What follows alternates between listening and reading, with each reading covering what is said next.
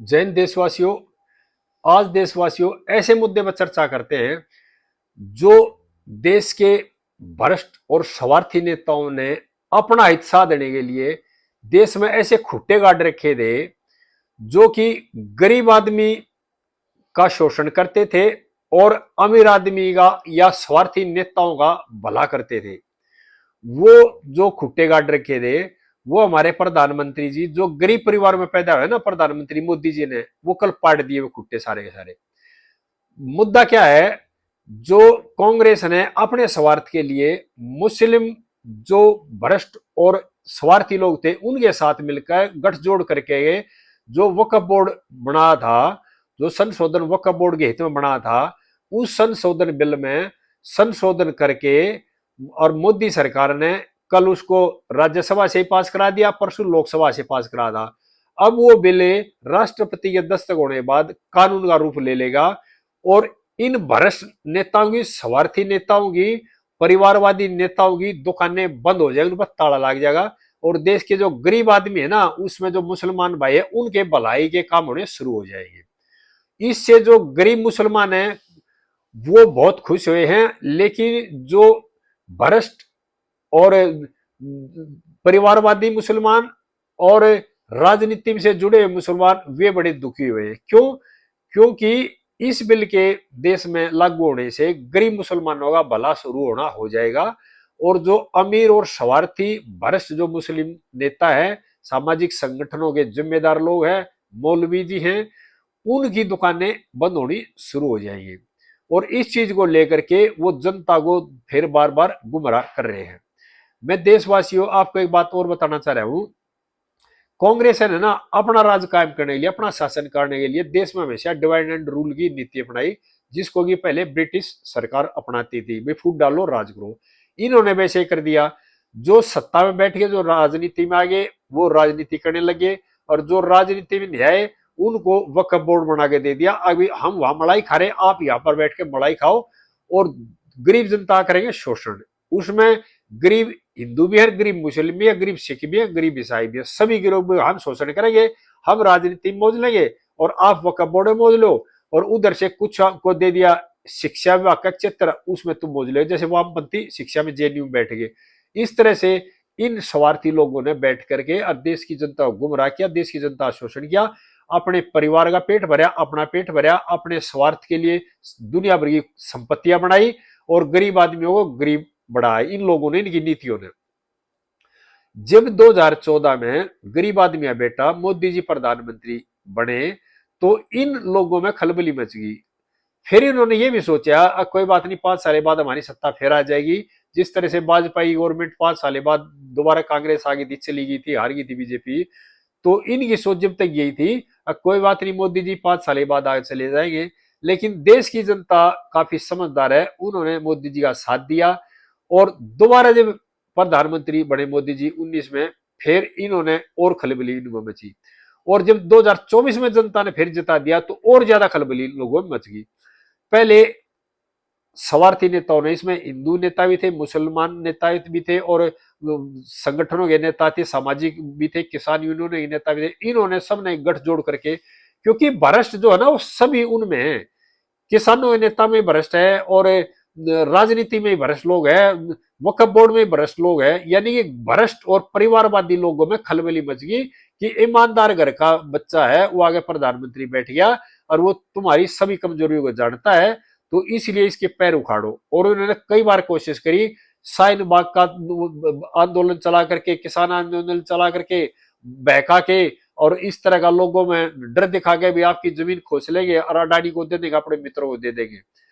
और इसी तरह से वक्फ बोर्ड पर राजनीति शुरू कर दी कि भाई जो ये जमीन छीन करके, वक्फ की जमीन छीन करके और अपने मित्र को यानी अमीरों को दे देंगे, धनाढ्य यानी बिजनेसमैन लोगों को दे देंगे, ये नीति है। लेकिन ये नीति सरकार की बिल्कुल नहीं है, मैं देशवासियों को बताना चाह रहा हूं। इन्होंने क्या है, इनको डर ये अपना, अभी मुस्लिम जो गरीब समाज है ना, अगर वो एक बार समझाएगा, वो समझ गया और उन्होंने तुम्हारे को वोट देनी बंद कर दी तो तुम्हारी नौकरियां चली जाएंगी परमानेंट। क्योंकि ये लोग नौकरी नहीं कर सकते, लोग मेहनत नहीं कर सकते, ये लोग बिजनेस भी नहीं कर सकते, ये लोग सिवाय जनता को बहका करके दो चार राजनेता है बिजनेस में, लेकिन वो भ्रष्ट नहीं हो, ईमानदार लोग हैं। और जो टोटली राजनीति में टिके हुए ना, वो भ्रष्टाचार के सिवाय कुछ कर ही नहीं सकते। और उनकी अगली पीढ़ी भी ऐसी है, एक दो को छोड़कर के ना ज्यादातर हो बच्चे हैं वो कोई काम नहीं कर सकते। यानी कि एक छोटी सी नौकरी की परीक्षा पास नहीं करते, इतनी क्वालिटी वो खाली जनता को बहका सकते हैं। लेकिन मोदी जी ने जो कांग्रेस ने पाप कर रखे थे ना, वो पाप के जो उन्होंने खुट्टे गाड़ रखे थे, पढ़ने शुरू कर रखे हैं।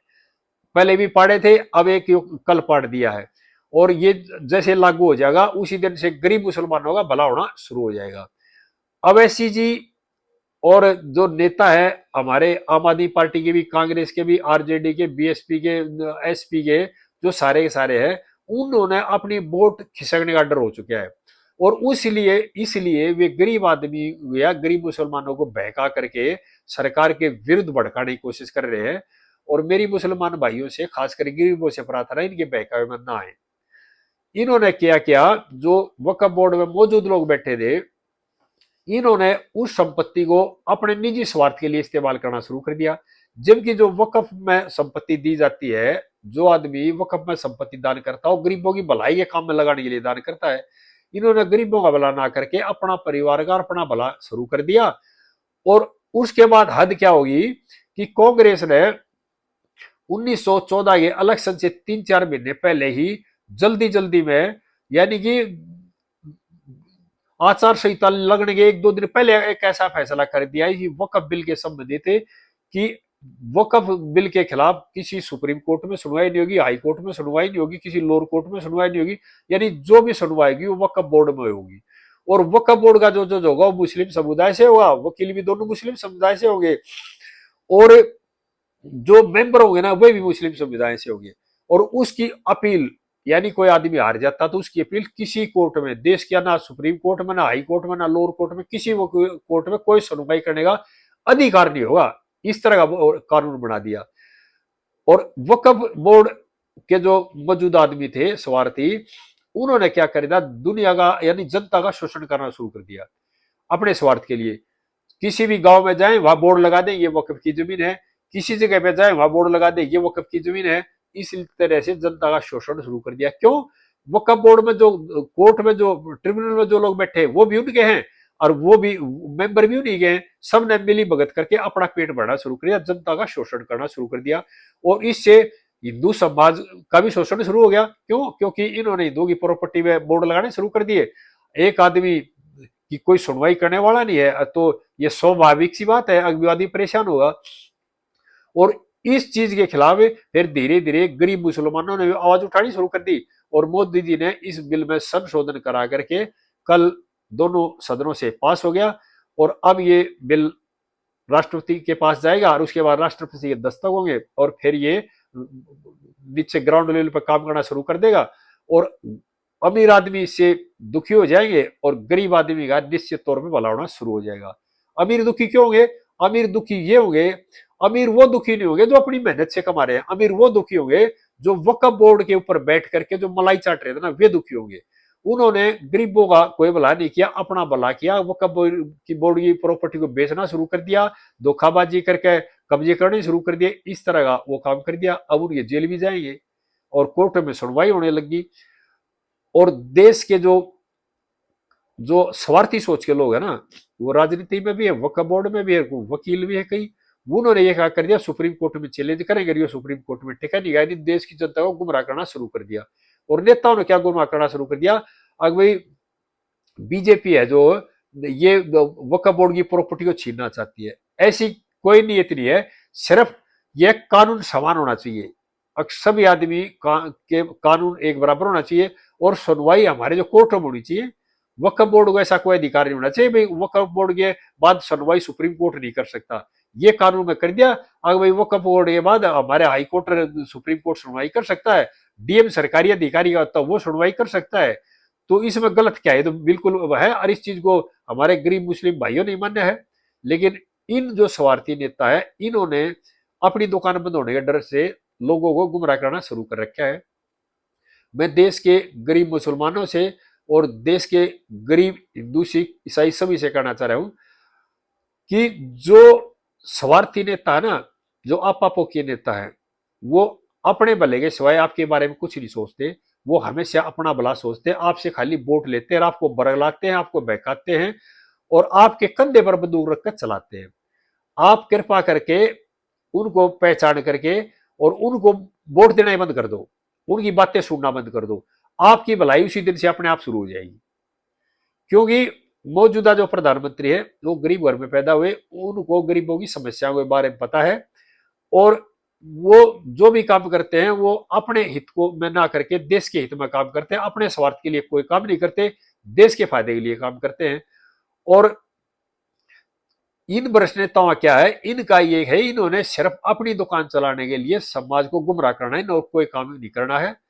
लेकिन मैं यहाँ इनको भी कहना चाह रहा हूँ, भ्रष्ट और स्वार्थी नेताओं को, कि देश बहुत तेजी से बदल रहा है, देश की जनता बहुत समझदार हो चुकी है, इंटरनेट का जमाना है, हर चीज जो है इंटरनेट में 1 मिनट में क्लियर हो जाती है, क्या इसकी फायदे क्या नुकसान है। और देश की जनता अपनी समझदारी से काम करती है और देशद्रोह या देश को भड़का के, देश को तोड़ के इस तरह ही सोच रखे आपका भला नहीं हो सकता। और आगे वोट भी ये मत सोचिए कि आप इनको बहका के ले लेंगे, अब बहका के नहीं, अब वोट आ गया, समझ आ गया, वोट लेने का जमाना आ गया और लोग काफी समझदार हो चुके हैं। और सभी देशवासियों से प्रार्थना है कि इन भ्रष्ट और स्वार्थी नेताओं के बहकावे में ना आए, अपने प्रधानमंत्री जी का साथ दें, जिसमें आपका भी भला होगा और देश का भी भला होगा। आगे फिर बताऊंगा आप सभी को। मेरा सभी देशवासियों को नमस्कार और मेरे चैनल को सब्सक्राइब कर लेना भाई। जय हिंद सभी को।